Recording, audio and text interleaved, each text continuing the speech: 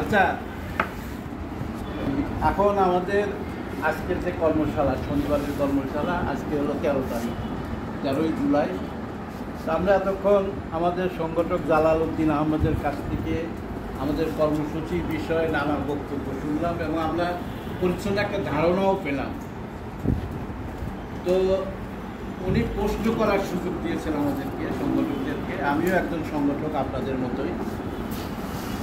তো আমাকেও অনেক মানুষ প্রশ্ন করে যে সে এই যে আমরা যে প্রতিদিন ভিডিও করি, বিভিন্ন সমাবেশ করি, তো সমাবেশ দেখে এবং আমাদের অফিসে উপস্থিতি দেখে সেখানে নারীদের অংশগ্রহণ বেশি থাকে, উপস্থিতি বেশি থাকে, সেই কারণে তারা প্রশ্ন করছেন ওই ভিডিও দেখে, ইউটিউব দেখে, যে আপনাদের ওখানে এত নারী কেন, নারীর উপস্থিতি কেন? এই প্রশ্নটা আমাকে করেছে। তা আমি আপনাদের যারা নারী উপস্থিত আছেন তাদের কাছ থেকে শুনতে চাই কেন এই উপস্থিতিটা বেশি এবং আপনাদের আগ্রহটা এত কেন বেশি? বলেন।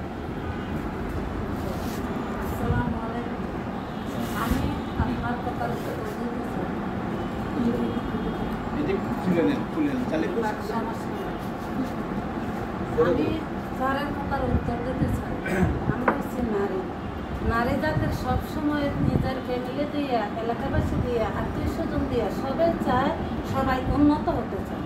হ্যাঁ, সব পুরুষের মাথায় থাকে না যে আমার আত্মীয় স্বজন উন্নত হবে। মহিলাদের মাথায় এইটুকু থাকে, যেহেতু না আমরা নারী, আমরা কোনো বড় কাজ করতে পারতাম না, যার কারণে আমরা একটা সুযোগ সুবিধা পাইছি দেখে আজকে আমরা এই কামে নাই অগ্রসর হয়েছি, আগত হয়েছি। আমরা খুবই যৌক্তিক উত্তর পেয়েছি। আপনারা বুঝেছেন উনি কি বলেছেন? উনি বলেছেন যে আমরা নারীরাই সামাজিকতা রক্ষা করি, আমরা নারীরাই মানুষের আত্মীয় স্বজনের মধ্যে সৌহার্দ্য রক্ষা করি এবং অভাব অনটন যা আছে আমাদের সামনেই সেটা দৃশ্যমান হয়। সে কারণে আমরা আমাদের অর্থনৈতিক অবস্থা দেখে আমাদের হাত শূন্য, আমরা কোনো কাজ করতে পারছি না, আমার নারীরা ঘরে বসে গেছি।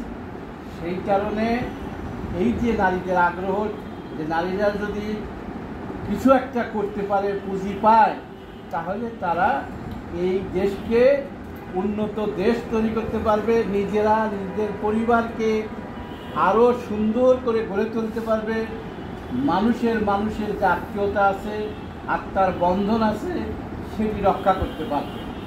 এই যে প্রাণের কথা আমরা শুনলাম, সত্যি আমি অবাক হয়ে গেছি যে এই ধরনের উত্তর আপনাদের কাছ থেকে পাবো। আমি নিজে উত্তর খুঁজে পাচ্ছিলাম না। তো ধন্যবাদ আপনাকে আপা। তো আপনার মুখটা যদি সবাই দেখতে পারতে খুব ভালো হতো। দেখেন আপনি কিন্তু এক সময় এটা গর্ব করবেন।